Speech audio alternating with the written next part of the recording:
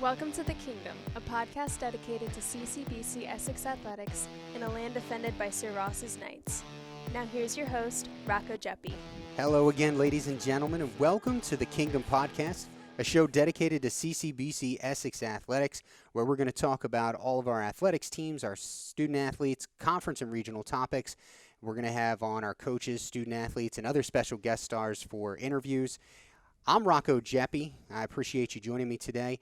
Also here with me in studio, as he will be most weeks, is the voice of the Knights. You've heard him on our live streams, Aaron Thomas. Aaron, thanks for joining me. Oh, thank you for having me once again. Yeah, this is, as we said with the first episode, this is a new thing for us, the podcast. We appreciate you tuning in. And as we ended that first podcast and saying, we want to be engaging with our fans, with the community. So make sure you go on to Twitter. You can follow us at CCBC Essex Sports. You can also follow us on Instagram under the same username.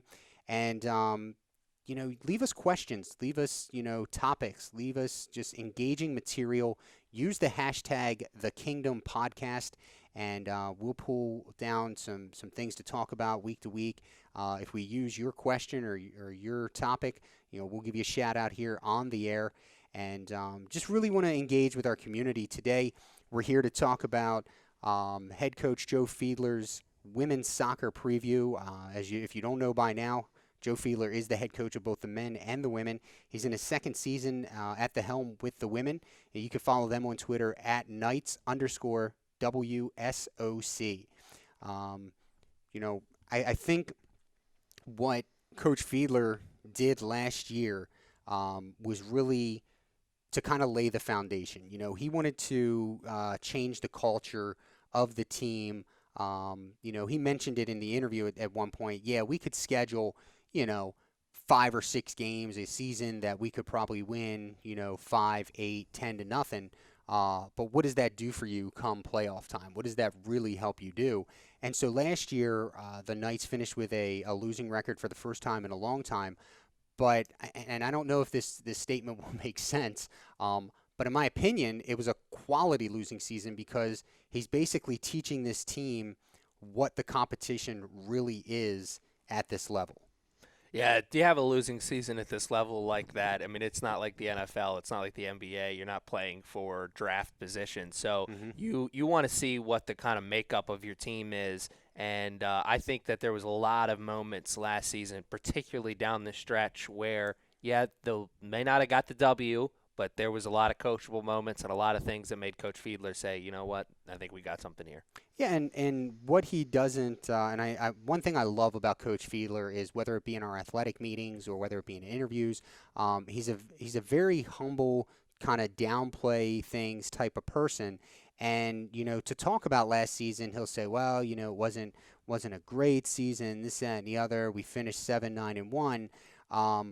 But what I think I would like to, and I always try and most of the time we're able to do so, elaborate on, is that last year's 7-9-1 included facing the would-be national champion game 1, week 1, probably playing, I believe I counted 4 of their games. The teams either finished or at one point were in the national rankings. And again this year, they're going to play the now defending national champion week 1, game 1. When you go 7-9-1, that's quite a foundation builder when you're facing that type of competition. Absolutely, absolutely. To keep the NFL reference going, I think you and I both know a Buffalo Bills fan who would love to have his team go 7-9-1. So that's something to build on for sure. And I know that Coach Fiedler has been working hard at recruiting for this women's team, so I'm sure he's got at least a few players that he's really excited about who could help improve on that 7-9-1 record. Yeah, we asked him about his goals with recruiting, and he says Baltimore County soccer is a hotbed like no other in this area. Of course, the DMV is going to have great talent. But over the past few years, Baltimore County has put out really talented young women that are heading to college. And basically what he did was, as you heard, or you will hear rather, is he went and he spoke to, or his staff spoke to, almost every uncommitted girl in the Baltimore County area, and that's very tough to do. Absolutely. It's really tough. And if you know anyone out there knows anything about soccer at the high school level, particularly with the women, that's a situation where the best of the best usually commit pretty early. Sophomore, junior year, you're making a commitment to a school. So, it's an uphill battle, particularly for Coach Fiedler, even though he's got the experience on the men's side. Recruiting on the women's side, it's a completely different beast. Yeah, absolutely. Well, those are a couple of the topics that you're going to hear. We're going to play you now my interview with head coach Joe Fiedler of the women's soccer team, and Aaron and I will be right back after that interview. Before that interview, though, we do want to tell you, folks, listen, College Promise is a real thing, okay? There are 2 College Promise plans right now that could benefit CCBC or incoming CCBC students, and that's the Baltimore County and Maryland Community College Promise Scholarship programs. If you're college ready, a recent high school graduate, there's an opportunity for you to attend CCBC full-time without the cost of tuition and fees. Go online and check this out, because you fill out FAFSA and you hope you get grants and you hope you get low interest loans. This is a way for you to finish your 60+ credit AA degree, transfer to a university, and not have to owe a single dime. Go to www.ccbcmd.edu/promise to learn more. And if you want to talk to somebody on the phone, contact the college at 443-840-2222. If you forget that number, it's 443-840-CCBC. Now we're going to take you over to our interview with head coach Joe Fiedler of the women's soccer program. All right, folks, we are just days away now from the start of the 2019 fall season, and that means the 6th annual Knights Kickoff Classic. With me is head women's soccer coach Joe Fiedler. And Joe, thank you for joining me today. It's really a pleasure. I appreciate it. Thank you. You got it. We're going to just kind of recap real quick. Last season was your first year at the helm after taking over the program on an interim basis, with air quotes for those of you that can't see. And, I think we've talked about it before. The record wasn't quite what you would hope for. However, do you feel like you laid a good foundation for where you want this team to go in the future? Yeah, the girls, coaching girls is a lot different than coaching boys, which our team, the girls, did everything we asked. We weren't as talented as we would like, or let's say we didn't win as much as we would have liked, but the girls did everything we asked, and we really appreciated it. Now, you kind of took some of a lot of the mentalities that you've put together on the men's side for so many years to the women's side last year, and I think one of the biggest things that stood out to me was in order to be the best, you have to play the best mentality that you took on the women's side. That I don't think that we've seen that for quite some time. So talk about, for those that aren't aware, what you really mean to accomplish with that kind of a mindset. Well, we try to play really good teams. We try to get our players looked at by coaches. And when you play really good teams, coaches will come to look at your team. Not only that, girls deserve to play good competition as well as boys. Our girls are talented. Last year, maybe I reached a little over our head, but quite honestly, you got to change the mentality of the program, and that's kind of what we were trying to do. Do you think that worked with, and of course we'll get to some of these later, but do you think that worked with especially the young ladies that are going to be returning to this year's team? Ultimately, I tell them all the time, expectations are everything, and our expectations are not dropping. And we want to strive to be the best in everything we do. So call me a little crazy sometimes, but I think our players want to play better teams and learn, have competitive games than play somebody that you can win 10-0 because you get nothing out of that. What was your recruiting plan? Were there any different plans and goals than what you have on the men's side, or what goes into that for you on the women? Basically, Baltimore County soccer and the girls' side was pretty good this year. I think we talked to virtually every unsigned girl.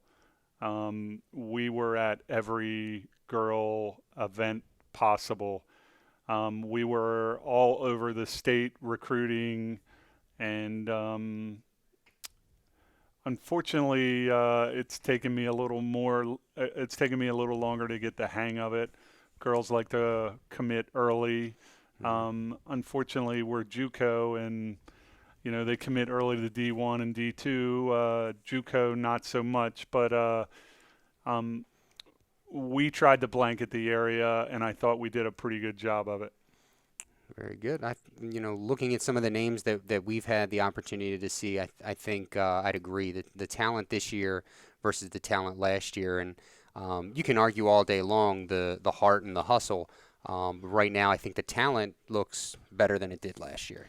Yeah, we have talented players for sure. Now we just need to, unfortunately, get a little healthier and come together. That's all. Well, you're definitely not going to ease into the season, so to speak. Game 1 on Saturday, August 24th, taking on the defending Division I national champion in Monroe, and then Game 2 against Harcum, who was 8-4 in Region 19 last year. You guys lost to them 1-0 last year. Not an easy road to start the weekend, but again, going back to what you said, you want to be competitive, you want to play the best teams. Yeah, I have a good rapport with the coach in Monroe, and he's nice enough to come down. And quite honestly, it's a pretty big thing to me for girls to play or guys to play teams like that. That's where we all want to be. There's no ifs, ands, or buts about it. I think every girl on the team would say the same thing. Mm-hmm. So, we just need to, put our, foot to the grindstone, and let's just work hard and, keep moving. All right. Well, let's meet some of these young women that are going to be on this team. Talk about the returners first, and just what you believe they'll bring to the team and what you're expecting from them. So we have a bunch of returners. I'll just name a few. Mia Ramirez, who played holding midfielder. She tackles the ball real hard. She's just a real go-getter. Makayla Boyle, who scored a ton of goals for us last year. A local Eastern Tech girl. Peyton Abruzzi played keeper for us last year. She's back and do a good job. And then Taylor West is back as well. I think Taylor played everywhere but goalie last year. So I think we have some versatile people coming back. So let's talk about who you're going to pair them up with. Obviously, good amount of turnover each year at this level. Talk about the newcomers, a bit of a mix, I think, for the team where the newcomers this year are actually encompassing freshmen and some transfers on the team as well. Yeah, I'll just talk about a few of them. Kara Dietrich, Perry Hall girl, just a really good player. I think she was first team All-State. Danny, I can't pronounce her last name, played at Sparrows Point, is an outside back, super fast. Riley Fiedler, another Perry Hall girl, really good with the ball. Natalie Berkey and Emily Vetri both transferred from other schools. They're going to help shore up the middle of the field. They're very versatile as well. We have a good group. At this point, we just need to get them a little more healthier. Mm-hmm. And that's what we're dealing with at this point is health. Now, are these kind of like, nagging injuries and they just need kind of get some rest, or, where does that stand as far as the health is concerned? So we have one long-term injury. Mm-hmm. Unfortunately, the player won't be playing, but the rest are nagging leg injuries, We have a girl out for a couple weeks with a ankle issue. I would say in 3 or 4 weeks we'll be up to where we need to be. Unfortunately, it's just a process that we're going to have to deal with. Okay. Well, good luck with that, and you have the scrimmage schedule and things like that. Don't make it easy to figure out the talent that you have. Plus, make sure you're resting the right people at the right times. Let's talk about those that help you out with all this. Talk about your coaching staff. You have a coach returning this season. You got a new couple of coaches. Let us know who they are and what they bring. So again, we have Hannah Golf. She's back. She's been fantastic with the girls. She's been fantastic with me. She does a great job coaching. Yassine Iguidre was a former player for me at Essex. He's going to help with the girls this year. And then we also have a B.A. Jack who, excuse me, is our goalie coach who played for me at Lochraven and then went to Frostburg. So we have a great group of coaches. I'm excited about everything about the program. I just need our players to get healthy. No doubt. Last question for you. Talk about, we talk about it every year, your goals, projections, what success is going to mean to this team at the end of the year. Really, I set a goal of just winning our region this year. Mm-hmm. If we won our region this year, I'd be ecstatic. We have the talent to do it. Again, I'm a little worried about injuries early, but I feel we can come around to do that. Our region is pretty tough. We have some good teams that we have to beat, but that's the biggest goal, is winning the region. All right. Well, Coach, thanks for taking the time. I know you're a busy man. I appreciate you joining us to go over all this and get the season preview in. Folks, don't forget, keep an eye on this team all season long at Knights_WSOC. That's on Twitter. And then, follow us as well. We're on Twitter at CCBC Essex Sports, also at Instagram at CCBC Essex Sports. Again, special thanks to head coach Joe Fiedler, and we'll send it back up for the rest of our program. All right, Aaron, well, there you heard it. We kind of alluded to some of the topics in the recruiting and preparing the foundation of this team. But as you said, going into that interview, a lot of players, a lot of students committing early, and to get the talent that he has on this year's team is really remarkable. Yeah, as I did say about the recruiting early, but even though the recruiting process for high school women's soccer starts earlier than some other sports, doesn't mean that there's not a lot of really good players that fall through the cracks.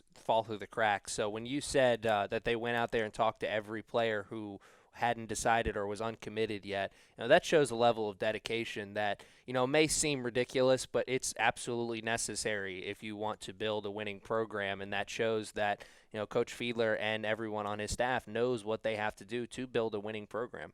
Yeah, and I think in addition to that, they're very realistic.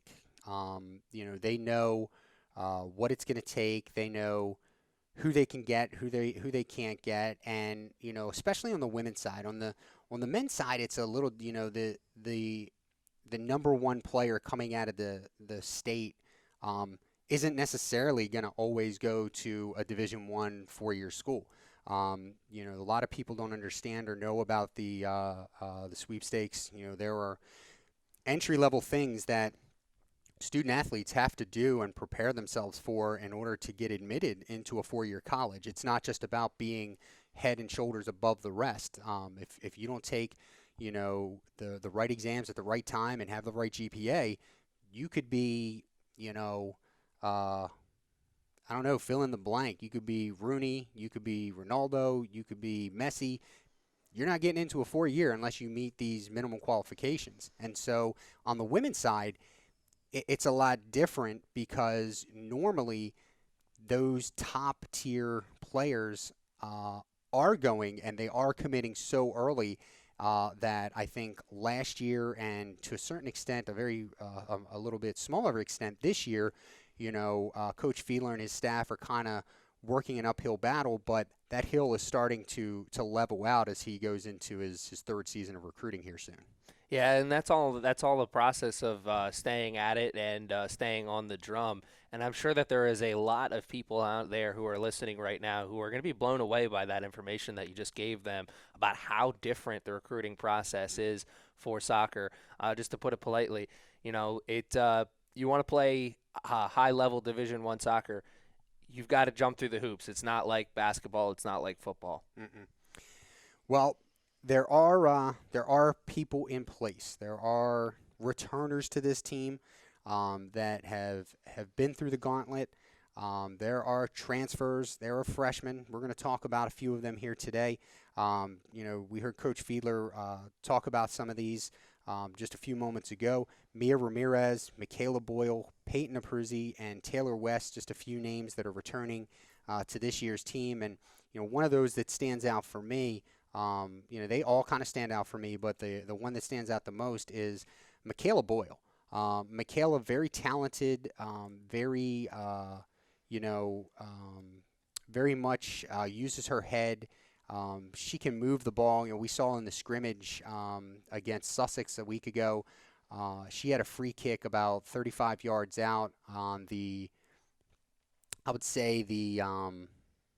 right post side is where she was. She was near side to the player sideline. And she started a ball probably about 3/4 of the way over to the left post and brought it back over to the right and nearly put this ball in. By the trajectory was going to go top shelf, and it just hit off the crossbar at the last moment. I mean, the way she can make the ball move, and now she has some more talented pieces. Scored 14 goals last year, assisted on 6. So it's going to be a really interesting season to see her paired with, not that we didn't love our team last year, but this team is definitely more talented than last year. Now, the offensive load's hopefully not going to fall all on her shoulders Mm-hmm. as it did last year for the most part. Bailey D'Amico, the only player from last year's squad, have double-digit goals. She will not be returning this year. She was a sophomore last year. We have her stat line up, or the stat line for the whole team up right in front of us. And I'll tell you the two things that really stand out to me about Makayla Boyle on this screen.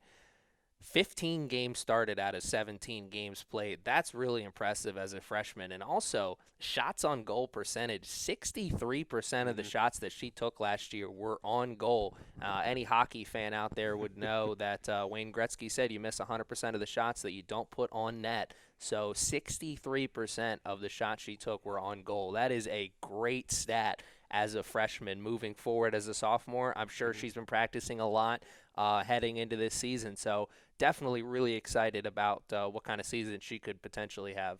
Yeah, and I think paired with even the returners that she has, Mia Ramirez we talked about, and Taylor West, who both last year, because of the structure of this team, Taylor West is more of a forward, and both of them, both West and Ramirez, were kind of forced to play up and back a lot last year. And so to see players of that ilk and the transfers and freshmen coming in, I mean, it's going to be about, getting in, getting shots off, and, a lot of times at this level especially, it won't be that first shot, but I mean, how many times have we been up in the booth and we would yell in the past, follow up the shot? It's not always that first shot, but to have the types of student athletes that we have on this year's team, you can take that shot and not have to, as you said, have the burden on your shoulders to know that, hey, if I don't put this one past the goalie, we're going to have a tough time. No, you take that shot, and if the goalie saves it or if it comes off the pipes, your teammates are there to pick you up and put that thing in the net. A casual fan may hear what you just said about Mia Ramirez and Taylor West about having to play in the midfield. They may say, there's so much running in soccer. How much of a difference does that really make? It makes a huge difference when you're used to playing that forward position and you're forced to play at the midfield. Now, they did the best with what they had, but that is a tough transition to make, especially at this level where, you're used to being the goal scorer, and now you're going to have to be the goal scorer and be a big contributor on defense. Now they're going to be playing more of their natural position at that forward spot, and they're going to have a lot of opportunities for cherry pick goals and then also goals on their own as well. Yeah, and I think with some of the names that we heard that are coming in to this year's team, it's going to help solidify that. We heard Coach Fiedler talk about Kara Dietrich, who earlier this week on Wednesday, the 21st of August, they played a scrimmage against Goucher. And so I didn't travel to that game. My athletic director, administrator of athletics here, Greg Whitcup, did. And he texted me later on that night, and he said, the ladies played well, 2-1. So anytime you play a four-year college and you get a text like that, my mind immediately goes, oh, we only lost by a goal to a four-year program. That's not bad. Not at all. And then he texts me back and says, Dietrich had both goals. Kara Dietrich coming in this year, she's a transfer from another college in the region. She scored 2 goals against a four-year college, and the Knights beat the Goucher squad 2-1 in a scrimmage. That's pretty impressive. That's very impressive. To have somebody like that on the team, and you already know you have goal scorers returning, to bring in someone like Kara that can step right in and assume that kind of offensive leadership, just to be able to take those shots. I'm very excited to see this team play for real on Saturday, August 24th. Yeah, that is very, very exciting, especially when you think about it. If anyone who's familiar with Coach Fiedler's work with the men's squad, he usually almost always has a very solid defensive team. So you're going to have that solid defense and the good goalkeeping behind, in between the pipes, and you have that offense up top. I mean, this, you don't want to start getting too ahead of yourself because you still have to play the games, but it could be a very exciting season. Yeah, I think we got a couple more transfers coming in. We have on the defensive side Natalie Berkey and Emily Vitrari, who, in talking to Coach Fiedler, they are really going to shore up that defense. And to the point you made earlier, when you're shoring up that back line and you have young women back there that you can trust to take care of things when they calm down, your Kara Dietrichs and Mia Ramirez, Makayla Boyles, Taylor Wests, they can kind of play their natural positions of midfield and forward respectively, and that makes your offensive attack that much more dangerous. Look, everyone loves to see someone go coast to coast, whether it's basketball, whether it's soccer, or even in lacrosse. When you see someone take the ball in the defensive area or the midfield spot and they can go right to the goal, that's one of the most exciting plays that you're going to see. But any coach will tell you that the transition game is where most of your goals are going to come from. That's where most of your points are going to come from. And when you can shore up that defensive line, that makes those transition opportunities that much more available. And when you have the offense, like we've already spoke about, the opportunities are going to be there, and they're going to be able to capitalize on them. Yeah, it's going to be something else. Moving on into other positions, and at times arguably the most position on the field is the keeper. We have Peyton Aperuzzi, who's back as a sophomore this year. She played in 7 games last year. Missed a lot of games due to injury. And what she was able to do, though, is she did play some time out in the field. The injury that she had didn't preclude her from running around and doing the things that soccer players normally can do. So as she was on her road to recovery, she played a lot of minutes in the field. Having Peyton back is a good thing. One of the things that this team has for, I know, the first time since I've been around here, and I've been here since 2009 in at least an announcer capacity, they have depth at the keeper position. They are 4 deep at the keeper position this year with the freshmen coming in, and it's going to be something else to see how Coach Fiedler and his staff decide to attack that depth and really use it to their advantage. Yeah, that's an incredible luxury to have as a coach. You know, you almost always have depth at the goalkeeper position because you're going to have somebody who knows that they're not going to play. So, you know, if the goalie gets hurt, you can always put them in there. But to have real depth at the goalie position to where you can know that if Peyton, you know, does get injured again, they have someone who has the experience at playing high-level goalie. That is such a luxury. And you spoke about it before. Peyton did have some injury problems, but last year, but you know, she saved 55% of the shots that she saw last year, even though she didn't play all games. That's still a really good number to have. 55% save percentage and also one shutout. Really solid numbers from a freshman campaign. Yeah, it was a little bit of a position in flux. I know when she went down, you know, there were some student athletes that stepped up. You know, they found Taylor Rakowski, who was on campus. She had, you know, had a full, a full load as far as credits were concerned. So she was more than eligible to play. And luckily, she was on campus out of Eastern Tech. So the girls knew who she was and what they could expect from her. But before they could, you know, get her to clear eligibility, and, you know, there are things that we have to do on the back end, they had some players step up big time. And I think as we look at that stat line and we see that, you know, Makayla Boyle played a ton of minutes in goal, and Joey Eske, she played some time in goal, and you have teammates that are stepping up to do that until they could right that situation. I mean, Makayla played 135 minutes in goal last year. So with a position like that being, for lack of a better term, pretty much set, I mean, you know, when you have 4 keepers, chances are 1 or 2 of them are going to be adequately talented to handle that workload. Now you're not having to shuffle as many pieces, and those pieces can go where they normally would be on the chessboard. Yeah, absolutely. Such a luxury. And you talked about Makayla Boyle having to step in and play some goal. That was certainly not ideal since she was also the main goal scorer. So she got the best of both worlds, and she made the let me try that one more time. She made the most of it, and that definitely speaks to what kind of player and what kind of student athlete she is. I would agree with that. We're going to step aside here for a second.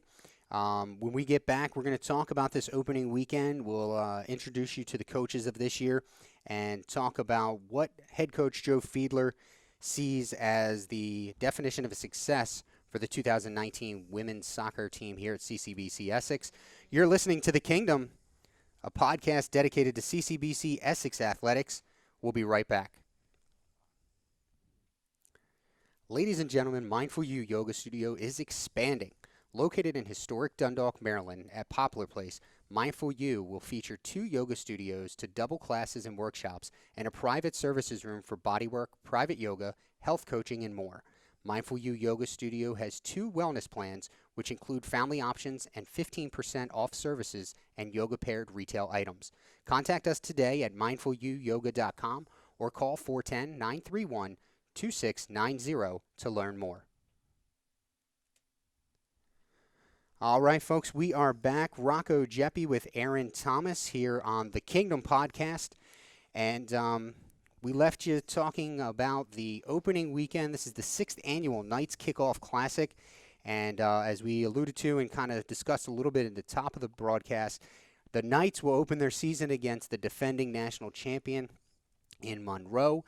They played them last year in the same mixer, same day.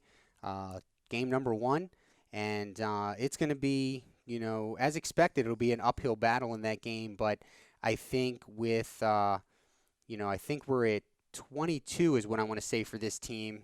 When we faced Monroe last year, we were sitting at 14, so we have almost 75% more of a team, or 75% of what would be a starting team, to go up against this squad, and it's going to be very interesting. I think you know, it's going to be a huge learning experience. I mean, some of the some of the players that we had that transferred from other colleges, they did see success at their last institutions, but they weren't playing people of the caliber of Monroe. So that first game could really tell us a lot about what we need to know from this team. Yeah, absolutely. It's a great coachable moment right out of the gates. It's either going to go well or it's not going to go so well, and either way, it's going to be a great opportunity for Coach Fiedler to gauge what kind of team he has moving forward and gauge what they need to improve on moving forward as well. Yeah, and I think what you said at the latter part there is going to be most important because,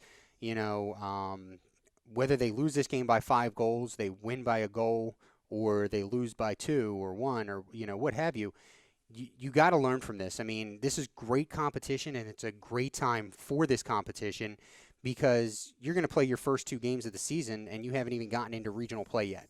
So you have to learn from these types of games. I mean, these are teams that have been building their programs for years and years, and to have the opportunity to play someone like this and quite possibly beat them, but if not, learn something extremely valuable for the other 14 games that you're going to play this year, that's a huge opportunity. Absolutely. It's one that's going to be really, really exciting, and I want to encourage all the fans out there to, if you come to any game this year, make sure it's this first one.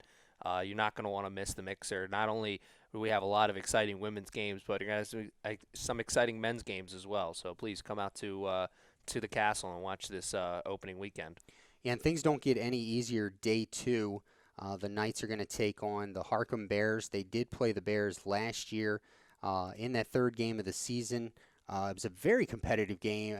Very impressed with how we played against that school. And Harcum would go 8-4 last year. Again, they play in a tough region in Region 19, who we'll see later this year. We hope that Essex will see them as the road to nationals will go through the district, the North Central District, and that the champion and runner-up from Region 19 and Region 20 will face each other in a district match to see who goes to the national tournament. So the Region 19 champ will play the Region 20 runner-up, and the Region 20 champ will play the Region 19 runner-up.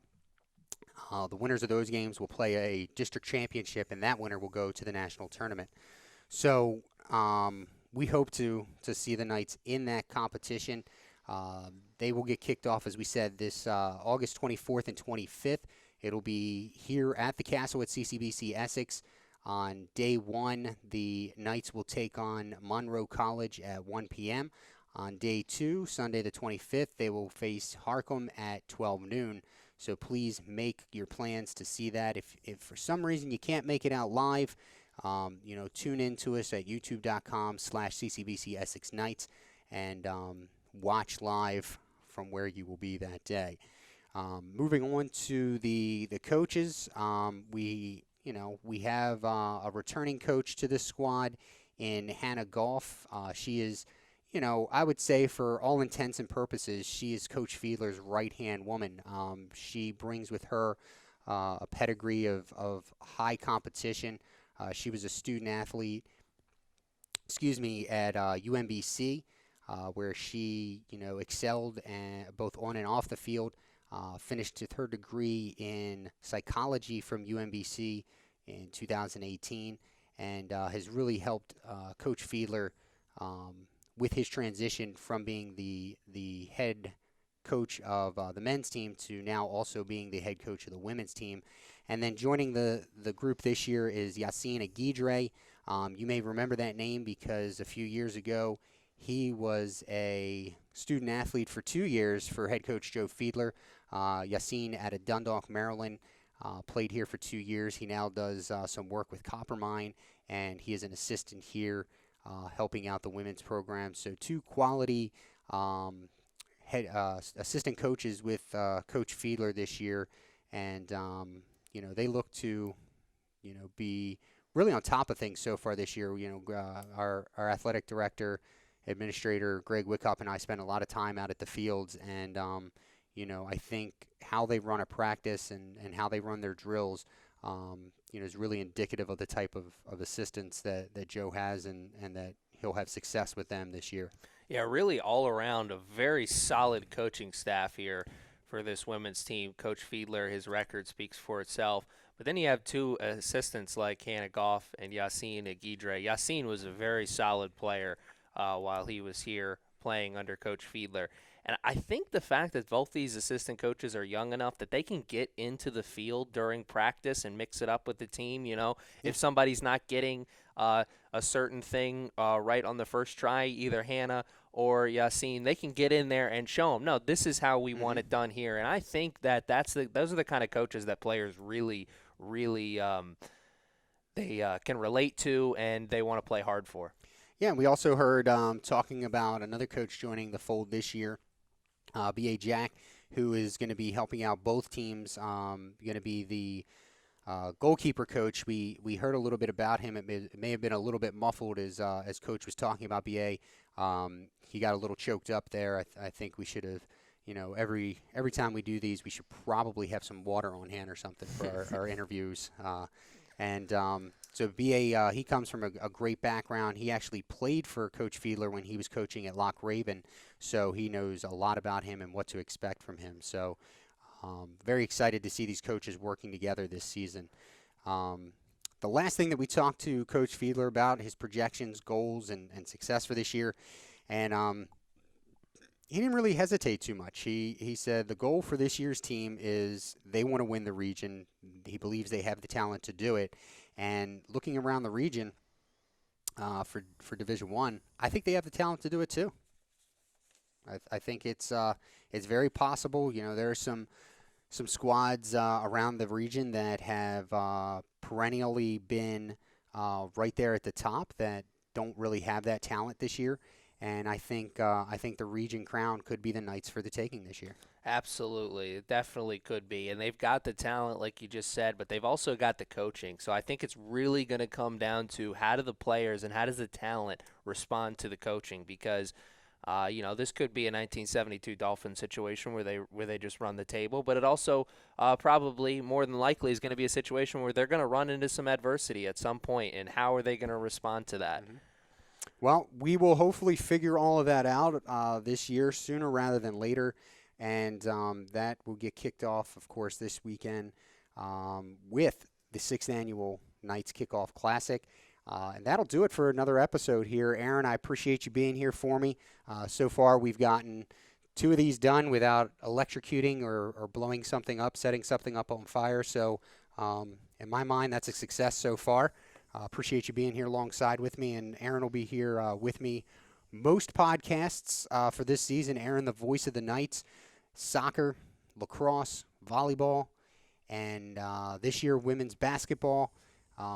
You hear him all over. So, Aaron, again, thank you. Aaron joining us. This will be his 6th season here with CCBC Essex. Remember when he joined us as an intern with the Broadcasting Institute of Maryland. Really appreciate you staying around with us and helping us grow this program. Absolutely. I'm excited to be here. Always happy. All right, there you go, folks. Episode number 2 in the books. And don't forget, follow us on Twitter and Instagram at CCBC Essex Sports. You can follow the women's program at Knights_WSOC.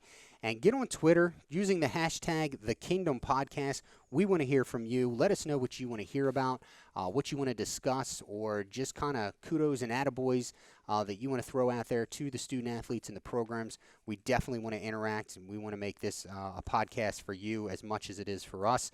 And we thank you for joining us again on the Kingdom Podcast.